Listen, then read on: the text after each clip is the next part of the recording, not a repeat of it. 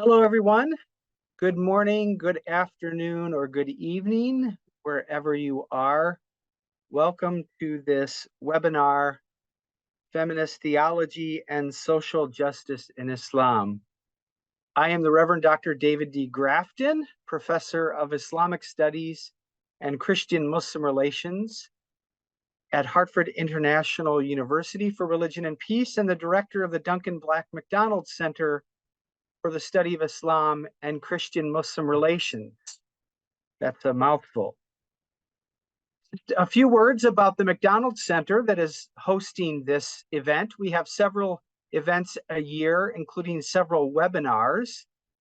The MacDonald Center is a research center of HIU, and it's dedicated to scholarly research, education, publication, and communication in the areas of the study of Islam and Christian Muslim relations.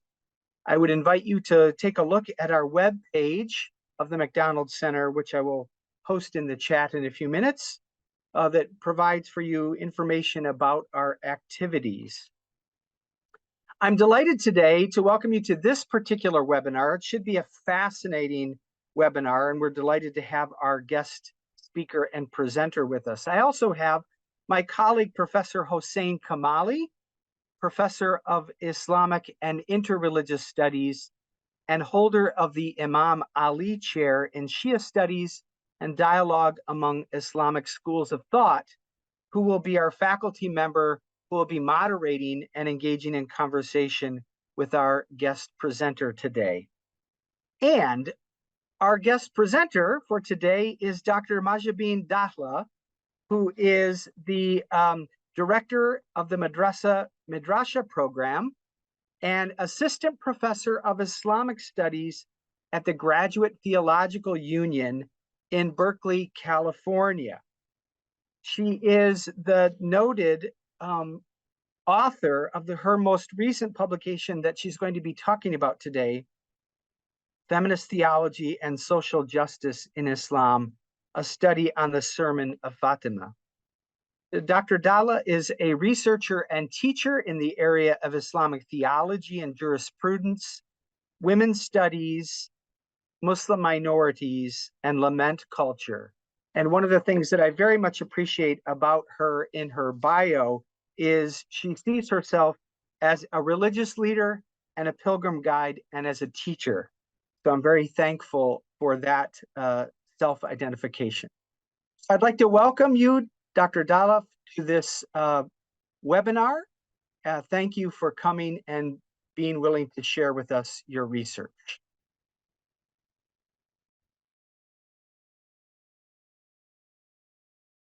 Hello, good morning, good evening, and good afternoon. I'm just going to follow that lead that Dr. Grafton started us with. Thank you very much for that introduction, and thank you very much for hosting me in this webinar. And I'm very excited for the conversation that will follow. I see very much my work also centering around interreligiosity as well. So I'm very pleased and honored to be participating in this series that features on Christian-Muslim dialogue.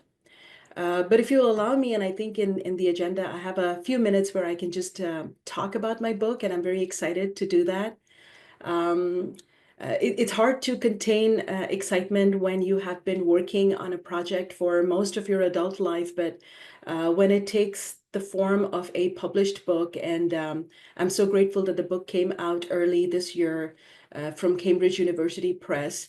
And just the book in the making was around 5 to 6 years of research, 2 to 3 years of rounds of, anonymous peer reviews and edits. And when you're finally holding it in your hand and you're seeing this idea that you went to bed with and you woke up with every day for so many years of your life is now in a physical, tangible form, and you're holding it and your students are holding it.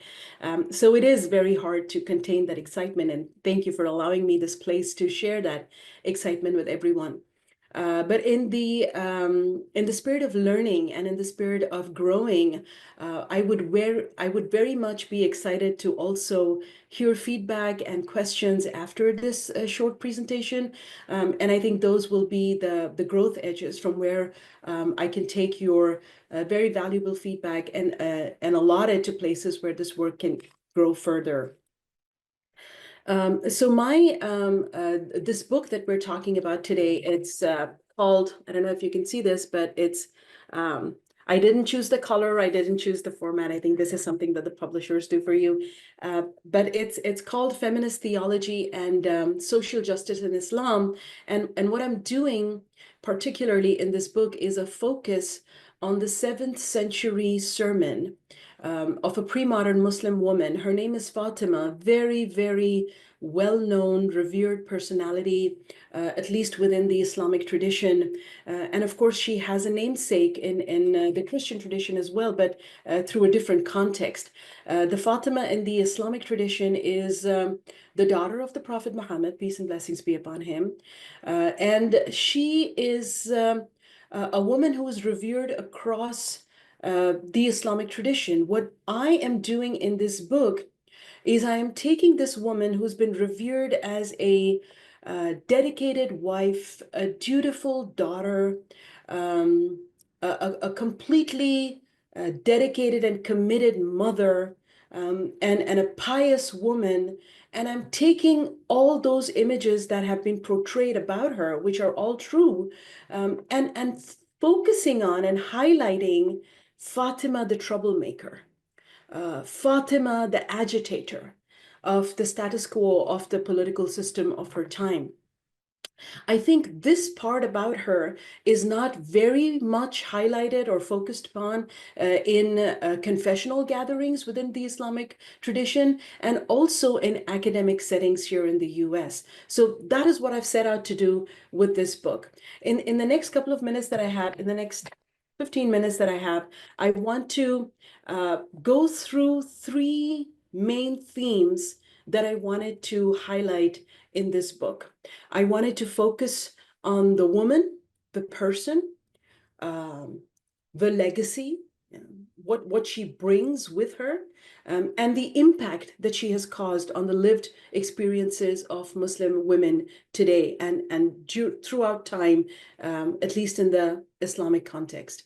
These are the 3 things that I wanted to do: the woman, her talk, and her impact.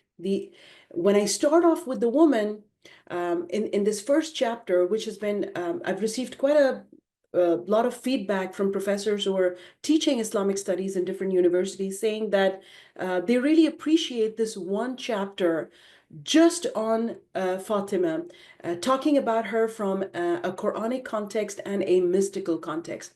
Now, I'm not doing this for the first time.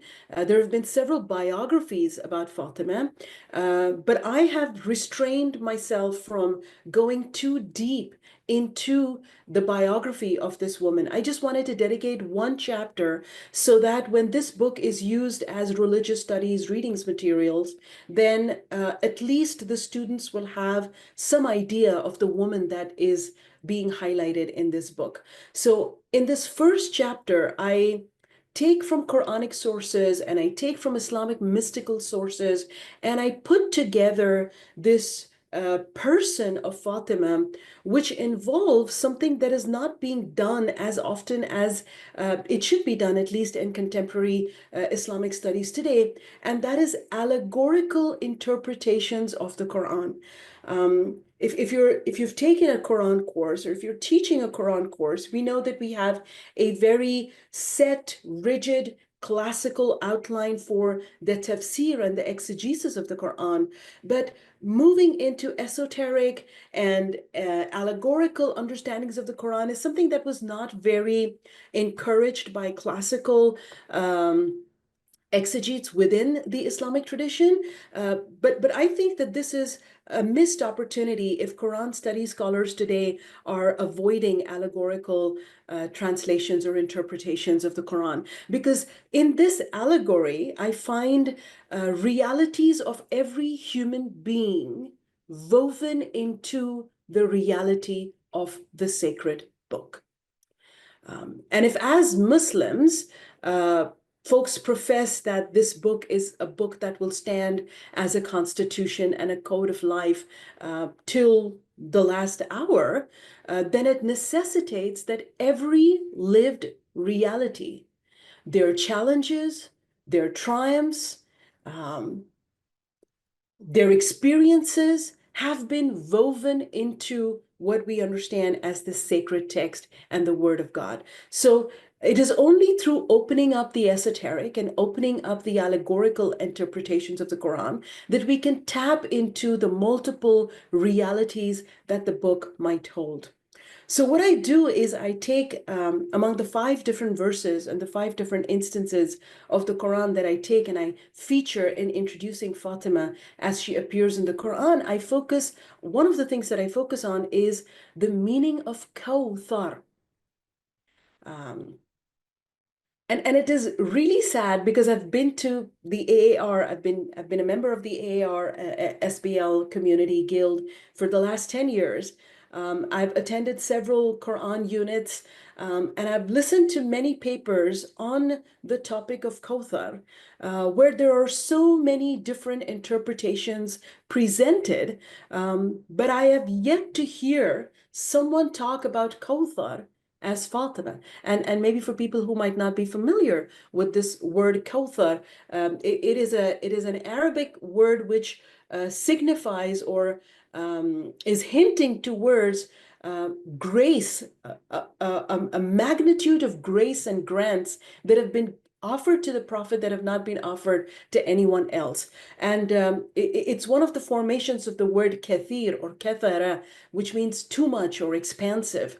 And interpreters have interpreted this in so many different ways, expanse in wealth, expanding of the empire. But I'm yet to see people talk about an embodied female identity as the interpretation of Kawthar. And you have that in some of the Shi'i allegorical interpretations of the Quran, where Kawthar that has been granted, Inna a'tainaka al-Kawthar, the divine saying that we have granted you this grace called Kawthar, has been interpreted by a few classical Shi'i exegetes as either Khadija, who is again a female embodied personality, or Fatima, because it is through these women that the lineage of the Prophet has survived and the message of the Prophet has survived. But it would be refreshing to hear this interpretation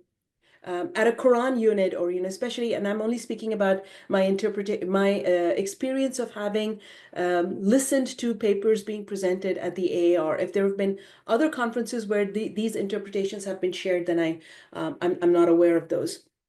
So in the book, I concentrate on, isn't it time that we start looking at female embodiments of the verses of the Quran and female identities that have emulated and embodied those ethics that the Quran is talking about.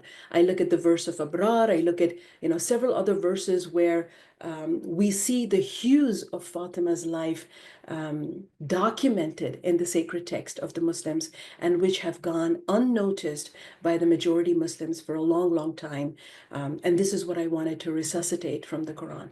I also look at the mystical traditions where Fatima is featured, and something that has become so popular is the tasbih, or the chanting beads, or the prayer beads. It's really hard to talk about Fatima without agitating maybe some norms, some sectarian tensions. But it is sad that in the last 50 years, even the prayer beads have been deemed as innovation and not Islamic by certain Puritan Islamic groups. And this practice of holding prayer beads and chanting with the prayer beads in your hands is considered bid'ah or innovation in certain Islamic groups. But this is something that Fatima represents. She is The first prayer beads and the first chants have been given to Fatima, and Fatima has then given it to the entire Islamic tradition and the Muslim community and Muslim practice. The practice of actually creating prayer beads and stringing them together and using them to chant the names of God after every ritual prayer, which is the salat, is also a practice that was started by Fatima. And she initially made these prayer beads from the soil of the grave of Hamza, who was killed in the Battle of Uhud. So she's the one who has engineered this material religion that we hold on to, and which is a field of study in itself today. But her name is not highlighted such, or at least as much as one would see in these academic circles. We have books that have been written about material religion in the Islamic context, and not much attention being given to these Shi'i materials that are used in practice, almost daily practice of the Shias. So this is what I do in the first chapter of the book. In the second chapter, I focus more on understanding Fadak not just as a piece of land, but something that has grown over the centuries into more than just a piece of land and more than just a land dispute. And again, just for the benefit of our guests today who might not have encountered this episode of Islamic history, maybe just a couple of minutes to set that context, that historical context. And again, I must say that this is a very contentious episode in Islamic history. Many scholars, classical and contemporary, have preferred to not go there and not sort of stir things up, because it's considered to be something very contentious. And I would argue that yes, absolutely, it is very contentious. But then what has stopped scholars today from the delving into and wetting their feet, so to speak, or their toes in things that are contentious? I mean, this is what defines our academic scholarship today, is that we're not afraid of going to places which have been tabooed or considered places that we don't research. So it is actually an episode which happens literally 10 days after the Prophet's death. And what it builds up to is the fact that Fatima, who owned these lands and had her employees who would work there come back from work one day, immediately after the election of the new caliph, the first caliph, Abu Bakr. And the employees returned saying that there is no place to work. The government is confiscated. There are borders up, and we can't access the land where we're supposed to work. And she's really alarmed by it. And she confronts the caliph and she says, "Why are government guards on my land and my employees are not able to access that land?" And she is told that that land now is government property and the government has appropriated it as part of its own territory. And she's like, "But this is my personal property." She's asked for witnesses.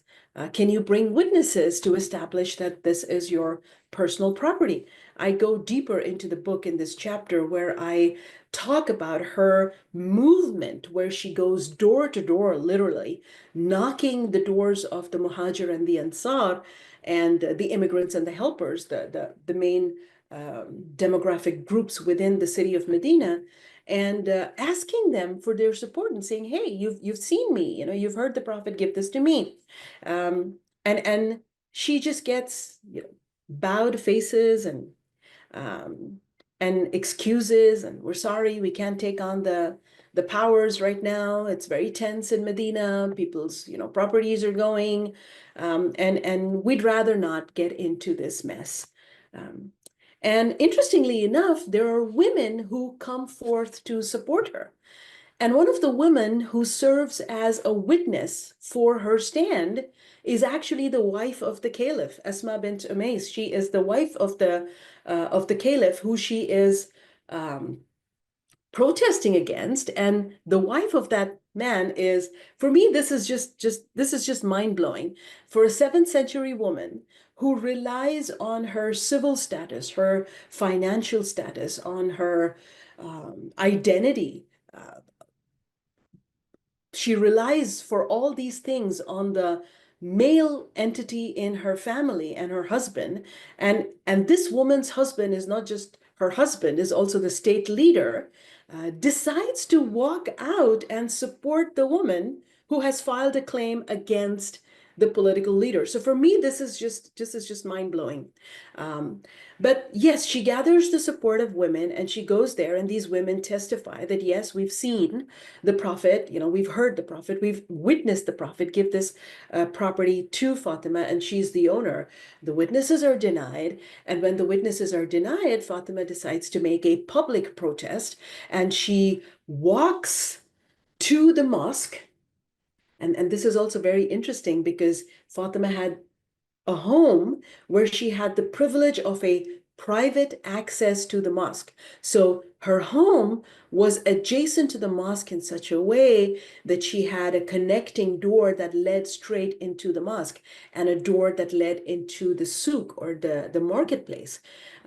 You would think, with the way the piety has been constructed around Fatima, that she would choose to go through the private access, but no, she does not do that. She decides to be seen before she is heard in a public place. She walks through the marketplace, giving enough time for reporters to notice her. And early Islamic historians have actually written that as she walked through the marketplace, she reminded the people of the Prophet's gait, the style in which he used to walk. So it seems she's making this deliberate move to be seen, and I would argue is setting a precedent for what a protest march looks like. So you actually come out on the streets when you're protesting powers. She's out in the marketplace. She's surrounded by the handful of women who've decided to speak with her on behalf of her. And she parades through the streets until she makes her way from the main gate of the mosque and comes into the mosque. And she delivers this sermon, which is the subject of my study in this book. It is known as Khutbat Fadakiyya, sometimes known as Khutbat Fatima, and it is what I call the Sermon of Fatima in this book. And she stands there and she alarms everyone because here she is in a male-dominated public space, delivering this beautiful sermon, eloquent sermon. And the part of the sermon that is so directly challenging power is that she directly names Abu Bakr, and she calls him by his kunya, and she says, أفي كتاب الله يا ابن القحافة أن ترث أباك ولا أرث أبي. It's a very intellectual, bold challenge. She says, where is it in the book of God, O son of Quhafa? And this is the acronym for Abu Bakr. Where is it in the book of God that you get to inherit your father and I don't inherit mine? So you'll see that the focus of her claim has changed. In the first part of her protest, which is more like personal conversations with the caliph, she's arguing that this is her property. And when her witnesses have been denied, a new item has been added by the person in power, by the caliph. The caliph now says, well, I have heard the prophet say that we prophets do not receive inheritance and we don't leave inheritance. Whatever assets we leave behind is now the property of the state. Now, this is what works up, I think, the theologian in her. And what she's witnessing is what people what Muslims 150 years later will start calling hadith. And they will create voluminous literature and a genre which will be known as hadith literature. And this hadith literature will serve as one of the primary sources to deduce law, to interpret the Quran, which will impact the lived experiences of Muslims. And just 10 days after the Prophet, a person in political authority has attributed a saying to the Prophet, which will later be called as hadith, and which will be defined as this genre of hadith. And this person is saying that I heard the Prophet say, we do not leave inheritance behind. All our assets will now be the public property and will become the property of the state. Now, when she hears this, she has to now talk about inheritance. So she makes an inheritance claim and she says, where is it in the book of God that you get your father's inheritance and I do not? And what we are witnessing in this moment is a methodology that will then come into practice 150 and 200 years later, when the fields of kalam will be decided and methodologies will be assigned. You are witnessing 10 days after the Prophet's demise, a prophetic saying being proposed or attributed, and a woman arguing or criticizing that this cannot be authentic because it goes against 5 principal verses of the Quran. So during this sermon, she says, if you're saying this to me, that my father said that we prophets do not leave inheritance, then you are actually saying that he went against the very book that he brought to the community. And she quotes 5 different verses of the Quran saying, these verses are witness that my father could never have said something like that. So she is doing something. She is doing theology. She is adopting a methodology, which I think is setting a precedent for the entire field as it will develop 150, 200 years after the Prophet. This is the moment that I talk about in the book, and I'll stop with this because I think this is my last 2 minutes. I'll stop with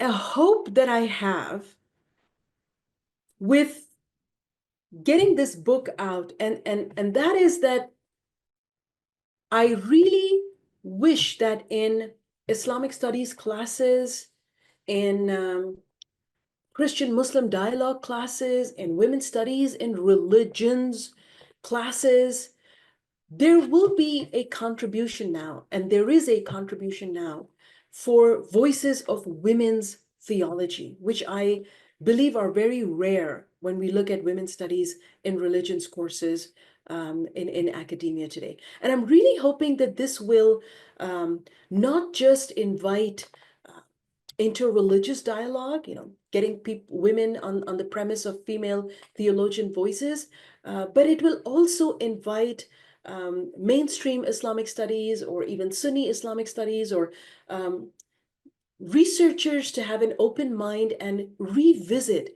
what has been indoctrinated in the Muslim imagination and in the Muslim psyche as a site that is untouchable and too contentious to be researched.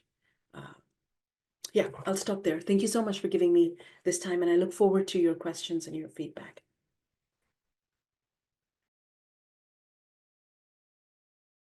Thank you so much. I'd like to welcome Professor Hossein Kamali to engage in a conversation of question and answer, and we'll also take questions from the attendees of the webinar. Please put your questions in the Q&A, and we will respond to those. Thank you so much. Professor Kamali? Thank you so much. Thank you, Dr. Dhala. Thank you, Reverend Professor Grafton, Director of the Duncan Black MacDonald Center for the Study of Islam and Christian Muslim Relations. It's been more than 50 years that this institution has been founded, and under the directorship of Professor Grafton, it has come a long way. And the presentation or the lecture by Dr. Dhala is an example of how committed this center is to promoting dialogue and supporting solid scholarship. I must say that I also thank Dr. Dhala for accepting the invitation and for sharing her thoughts on the new book, on the new important book that she has published recently. I think the book is well worthy of inclusion in various courses in Islamic studies and women's studies across several fields. And I hope we will get a lot of questions in the Q&A from our sizable audience. This has been a very successful webinar, I have to say, judging by the numbers only. So I start a question, and there's a lot to discuss here, a lot to talk about.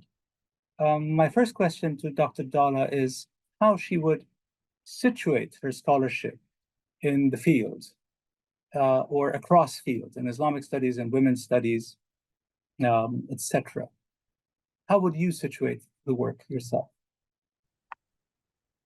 Thank you, Dr. Kamali, for your leadership of the Imam Ali Chair, and of course, for all the work that you do and for your encouragement and inviting me and hosting me in this very important webinar. My work is interdisciplinary, so I see it being used across several fields within the fields of research in US academia, at least today.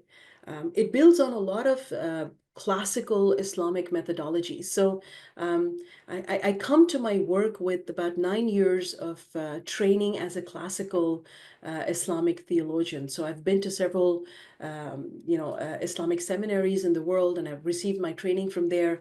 And in my introduction, as Dr. Grafton said, that I've also been sort of a community speaker, a religious educator. So I bring all this to my work. I've traveled for more than 25 years, across Muslim communities across the world, and I've had this very unique opportunity to sit and learn and be around Muslim women and appreciate their trials and their triumphs and their tenacities, and I've seen how this pre-modern Muslim woman has impacted their contemporary lived experiences. So this is what I wanted to bring to my work. So this work is absolutely grounded in classical Islamic methodologies, but at the same time, the tools that have given me this ability to translate this work and make it relatable to a larger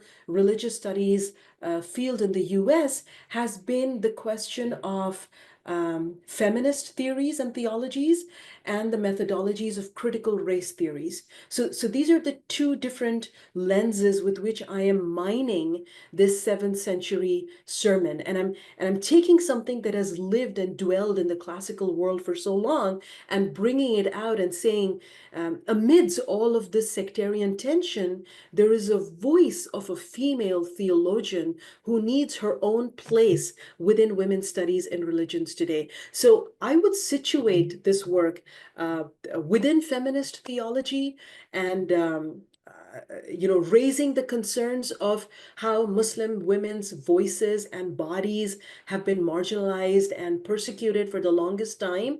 And through this research, I think students and emerging scholars have a tool now to build on their own context when they bring their context into academia. And the other thing is I have relied a lot on critical race theory, and one of the approaches from there has been counter storytelling. This is a tool which is used by critical race theorists a lot, and especially in African American narratives, where the same story, which has been narrated by the mainstream, is now demonstrated or is now highlighted from the version of the marginalized. And I think this book is doing just that. So if students or if areas of study involve lifting up marginalized voices or minority voices, then critical race theory is how you would do it. And one of the modalities is, of course, counter storytelling, and that is what I'm doing in this book. So I think in short, I would situate this work in Islamic studies classrooms, in women's studies and religion discourses, and also in discourses where knowledge produced in the margins is highlighted and celebrated, and where counter storytelling techniques have been adopted. Thank you. Now, I have a couple of other questions that I shared with you ahead of time, but I'm going to depart from that based on what you just said. I want to engage in a meaningful conversation. Critical race theory as a framework is primarily, or one of its applications or one of its purposes, is to undermine hegemonic discourse, to undermine received wisdom.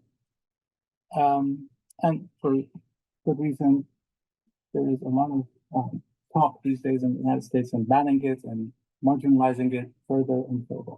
For good reason, because it is an example of speaking truth to power or undermining power. Now, if you want to undermine power, tradition in this space, how would this avoid,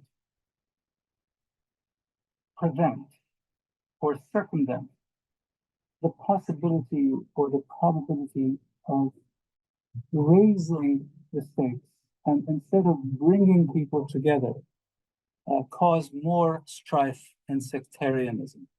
Because the way I read it from your text, that is not your intention to be a flamethrower here, but rather highlighting the truth, a voice, rehabilitating a forgotten voice in history. Do you take this question seriously? How would you respond to this concern? Well, I would say that counter storytelling is one of the approaches that I use in the book, and it is not, the whole book is not just about that, but it is one of the methodologies that I implement in this book. But I hear your question, and I hear the concern in that question. And I make it very clear at the outset of the book that polemics is not what I want to get into. This is not a polemical discourse. In the introduction, I make it very clear that one of the reasons why this voice, or the voice of this 7th century Muslim female social justice activist, has been undermined is because of the polemics.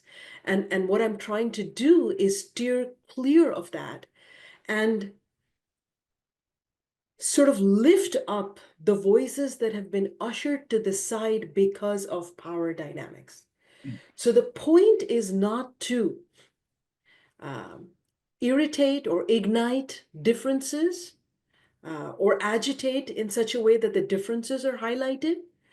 But the intention is very genuinely to attract the unbiased scholar, the unbiased researcher to a part of history which might hold avenues for contributing towards Islamic studies today, which have been undermined for the longest time, and which might have augmented the understanding of Islam as a monolithical tradition.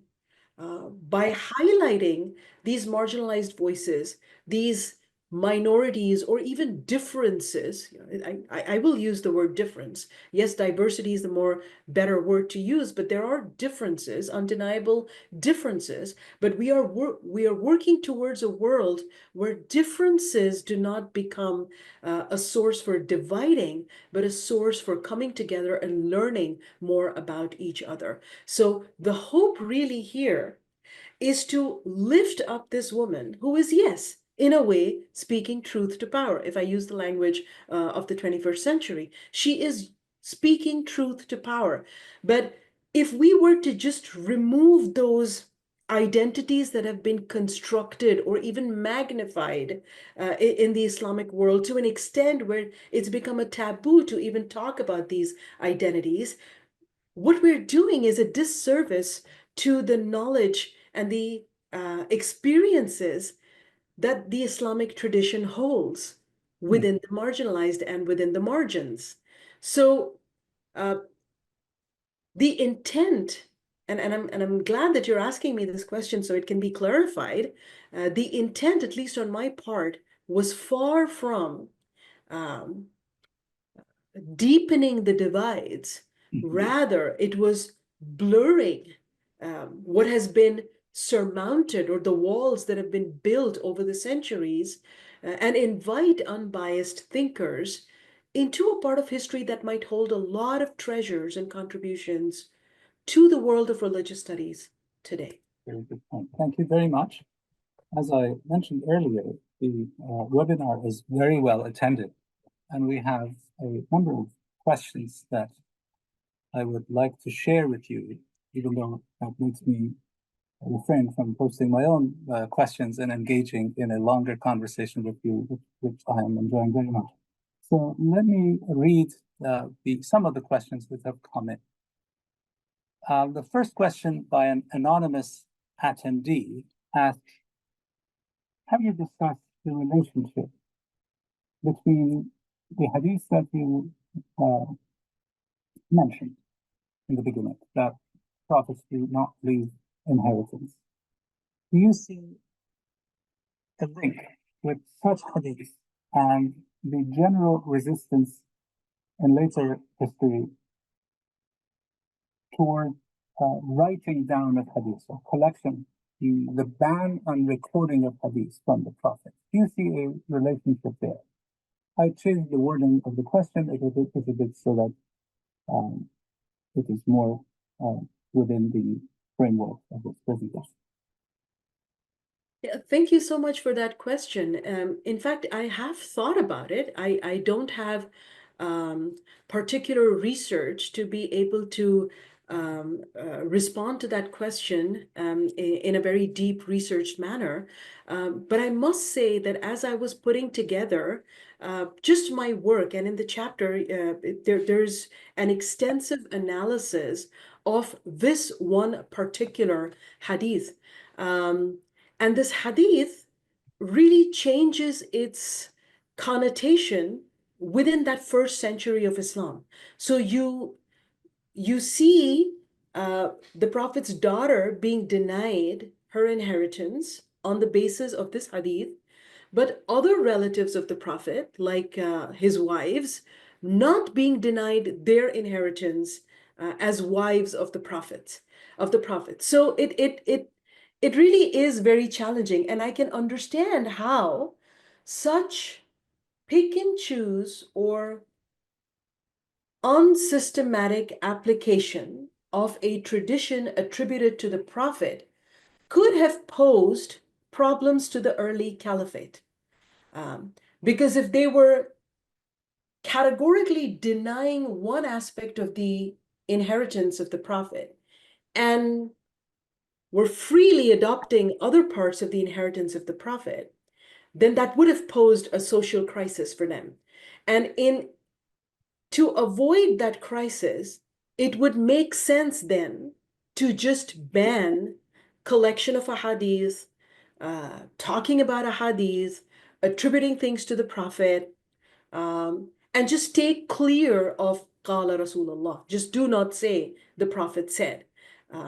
I can see how that decision on the part of the political leaders would serve their purpose of not getting entangled with something uncomfortable that the ball has started rolling right after the Prophet's death. So the relationship between that and maybe prohibiting the collection of a hadith would make sense if you are the person in power and you do not want to be called to accountability on how you are picking and choosing and applying hadith. I'm not sure if that answers your question, but that is what comes to mind. Thank you for asking it. Thank you. I will combine two comments or questions by Ms. Shireen Abedi, and I quote, "On a personal note, I fall in love reading this book with the character of Fatima. Thank you for your research." And then, what actions are needed from scholars, alims, and society in general to break Hazrat Fatima from the personality we have painted versus what she should have been represented as? Thank you, Shireen, for your question. And my God, this is like, yeah, if you get me started on this, it'll be difficult for me to stop, because this is what I have been making noise about for the last 15 years, you know. I will still restrain myself and do due diligence, and of course, you know, honor this inquiry that you have posed over here. And I really see, Shireen, I see that this persona of Sayyidah Fatima has been so reverentialized. It has been made, it has been put on such a high pedestal that it has almost become unapproachable in a pietistic, confessional Islamic setting. You praise women like Fatima, but you don't bring these women in your home. You don't marry these women. You don't allow your daughters to be friends with these women, and you absolutely keep your men away from these women, because you don't want that agitator in your community. And I'm going to go very quickly with this one example and stop there. I also see Fatima being taken or drawn upon by several thinkers for several political reasons, only to serve a certain purpose, and then that stops. It doesn't perpetuate. It doesn't go on. For example, you have Baqir Sadr, who has written a beautiful book on Fadak fit Tarikh, and he has taken uh, this this episode of Fadak and explored it in its historical context very deeply in this book. And then he also advocates for the religious authority of women. And you have Amina as-Sadr, his sister, who became the representative of Baqir as-Sadr in the Iraq area for the Iraqi Muslims. But the same idea is not adopted or did not continue after Amina as-Sadr. When you look at confessional communities, religious authority within the Islamic community or the Muslim community is still heavily male oriented. There aren't funds for women. There aren't opportunities for women to exercise that kind of authority. And maybe the last thing I'll just say is that due to thanks to a Wabash grant that I got to survey the state of female theologians in confessional communities within Islam and academic settings in Islamic studies, I had an opportunity to look at more than 300 Islamic centers across the US, and I did not find, or I should say, I could count within my fingers, just on one hand, how many of these have females as on their board of trustees, and I'm yet to see a paid professional position for a female religious scholar in Islamic community in the US. So when you're asking how can we take ideals like, you know, this character like Fatima and implement them in our daily lives, it's not going to be easy. It was not easy for her then, and I don't think 1400 years from then has made our climate or our landscape any easier to assign that kind of religious authority. Like I said, I could just go on talking about this, but I'm going to stop there. Thank you for your question. Thank you. The other question is from Ms. Zainab Vesal. Thank you for your amazing speech and book. My question is, how do you evaluate the influence of the Sermon of Fatima, Khutbah of Fatima, on the development of Shia law concerning Muslim women's social rights and responsibilities, particularly in the modern world? To what extent has this sermon been utilized as a source for shaping social laws regarding women in contemporary Shia societies? And do you see any tangible effects coming from the teachings, from its teachings? Thank you, Zainab, for your question. Zainab Vissal is an extraordinary student, a PhD student, and I would expect this kind of question from Zainab. Thank you for your question. Um, wow, it is, there is a lot to be done. So this one hadith that I talk about, and because your question is about Islamic law, this one hadith that I talk about in the book comes under the category of khabar al-ahad, or just this one lone hadith that comes from one source, and it is not mutawatir. This kind of hadith, or the inclusion of khabar al-ahad, or this one way of hadith which is only narrated in one instance, becomes quite problematic for the state of women and the lived experience of women in the larger Islamic society. For the longest of the time, we have argued against, rather, the stoning of women, or declaring women sort of, putting this burden of fornication or adultery, and then applying this law of stoning women to death. And we saw a lot of this in the early part of last century in Sudan and other places. And it became a practice, the honor killings in Pakistan and all these places, it became a practice based on another khabar al-ahad of stoning women. And this also came from the second caliph, and he was the only reporter of this hadith. So yes, you're right. Hadith like that have had an impact on Islamic law, which have had ramifications on the bodies of women and the lives of Muslim women. But within the Shi'i context, you find Sheikh Tusi, and I think Sarah Tantawi has written about this, that Sheikh Tusi also allows in his jurisprudence the inclusion of khabar al-ahad. But that's a very jurisprudential, argument, and I think if you're interested in that, you could read that paper. But I will say this, that the ideas in which piety has been constructed around female bodies in contemporary Shia societies needs to be revisited. If Okay. the veil is considered a part of pietistic appearance, then it really needs to be revisited, because ideas of piety have allowed governments to police women's bodies and women's voices. So I think I'll just stop there and say yes, that impact of hadith into the lived experience of how piety is constructed needs to be revisited. Thank you, Ms. Vissal, for that question, for that significant question. We have a question from a student at the Hartford International University for Religion and Peace.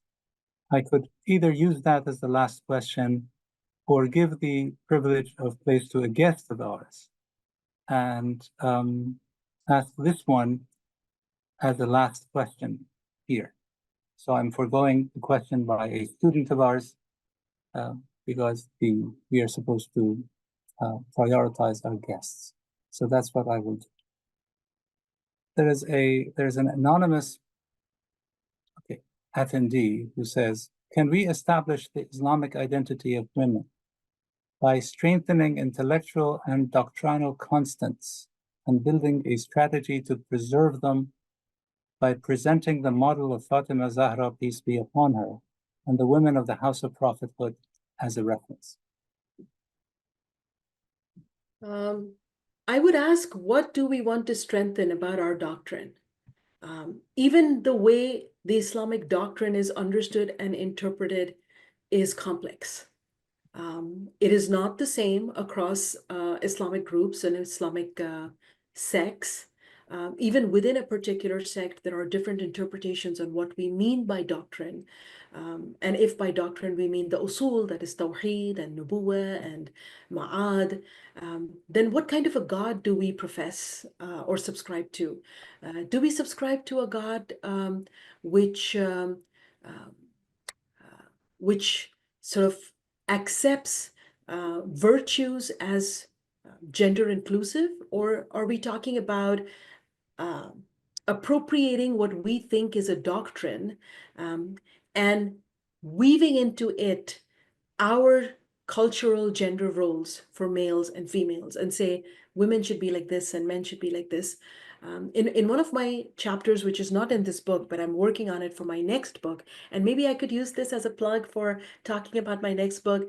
And in my next book, I'm actually exploring the lives of early African Muslim women who are martyrs, who are exegetes, who are saints, and I have yet to see a book, on them, an academic research on them. So that's what I'm doing for my next book. And I'm asking this question when we're thinking about gender. And because this questioner, and thank you for your question, is asking about how classical or doctrinal values can be strengthened by uplifting the mention of females or women like Fatima, I'm going to put a question back and say, what sort of doctrinal values are we seeking to strengthen?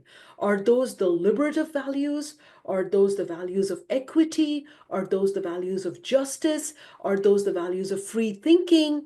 Are those the values of celebrating questions? Then absolutely yes, those are the values that we can absolutely lift up while highlighting works and identities such as Fatima. Thank you very much, Dr. Dhala. And on that note, I have to say I very much look forward to reading your next book and your forthcoming research. I would like to, again, thank you for joining us, for talking about your book, sharing your ideas with us, with the audience. I want to thank the Duncan Black MacDonald Center and its director, Reverend Grafton, and also the Hartford International University for Religion and Peace for its commitment to thinking about difference while one has strong roots within a tradition of faith.